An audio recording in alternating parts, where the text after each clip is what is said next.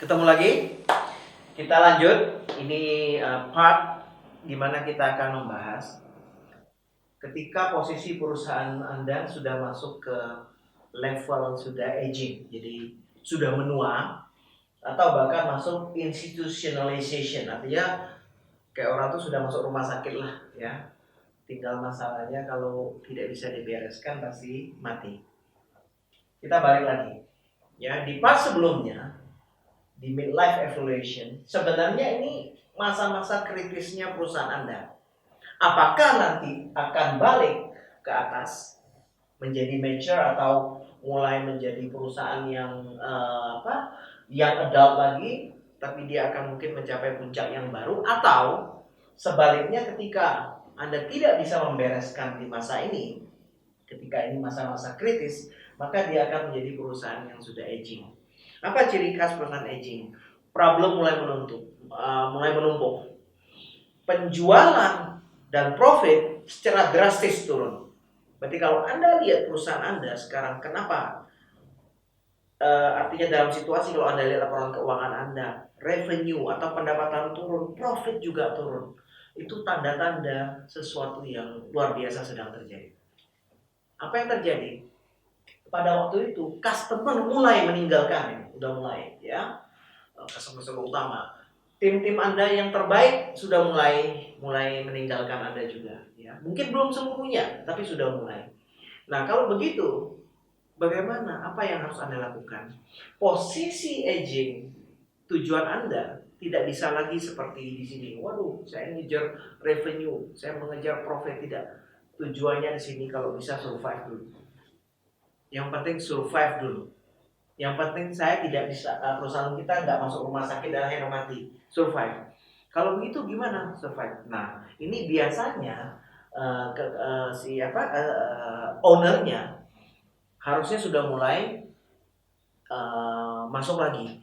Biasanya juga di sini ownernya yang tadinya visioner, yang punya wawasan ke depan dan orang punya leadership, peran mereka sangat-sangat dibutuhkan di sini. Ya, jadi perusahaan yang sudah aging, kalau dibiarkan tidak akan survive dan akan masuk rumah sakit. Jadi masuk tahap institutionalization. Nah, kita langsung lanjut. Terus bagaimana kalau perusahaan sudah masuk di sini? Kalau perusahaan masuk di sini, kita ingin jujur, tujuannya sudah bukan hanya survive, tapi survive-nya berapa lama. Karena di sini kerusakan itu di mana-mana, internalnya rusak, proses rusak, sistem rusak. Ya, yang paling luar biasa, orang-orang terbaik Anda sudah hilang semua. Ya, sudah meninggalkan Anda. Customer terbaik Anda, customer utama udah hilang. Revenue dan profit turun drastis. Cash flow sudah mulai menjadi masalah baru. Biasanya di sini pilihannya akhirnya mungkin survive-nya apakah dihitung setahun, apakah 6 bulan atau berapa. Biasanya mereka sudah mengajukan kebangkrutan atau menjadi perusahaan yang sudah mati. Karena di sini betul-betul leadership yang visioner, yang punya wawasan ke depan udah hilang, udah tidak ada lagi leadership di sini. Ya, nah inilah sobat semua, kurang lebih kalau ya ini kesimpulannya, jika Anda lihat perusahaan Anda, apa yang sedang dialami perusahaan Anda? Untuk mencari problem solvingnya, saya biasanya melakukan pendekatan seperti ini dulu. Kenapa? Supaya kita betul-betul tahu sebenarnya perusahaan Anda yang sedang bermasalah itu sedang di posisi yang mana. Seperti sekarang, saya sedang meng-coach satu perusahaan, usianya sudah cukup tua, artinya di atas 30 tahun. Sebenarnya perusahaan itu sudah dalam tahap maturity-nya cukup lama. Tapi kenapa sekarang katakanlah mulai punya problem, terutama di revenue dan profitnya. Setelah saya masuk, saya bilang, Pak, perusahaan Anda bukan di maturity. Sebenarnya perusahaan Anda ini hati-hati.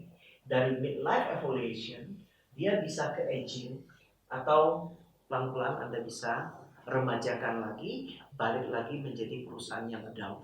Pertanyaan kuncinya, apakah sebagai owner, Anda sebagai leader di situ punya keinginan untuk memperbaiki itu? Dan ada enggak? Karena titik kritisnya ada di sini. Salah satu pilihannya apa?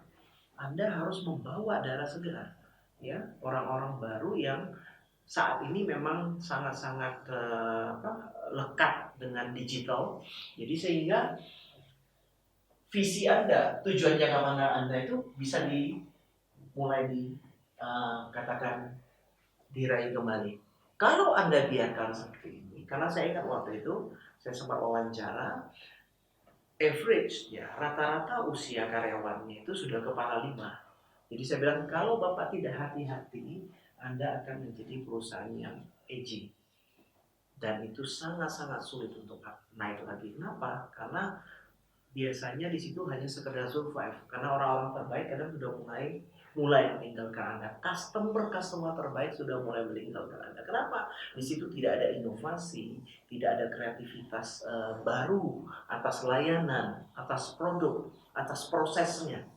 Ya, sehingga kembali lagi, sobat semua, jika perusahaan Anda sedang menghadapi masalah, coba Anda pelajari sebenarnya Anda itu ada di posisi mana. Dari situlah sebenarnya menjadi lebih jelas bagi Anda untuk mengambil keputusan untuk mulai memperbaikinya.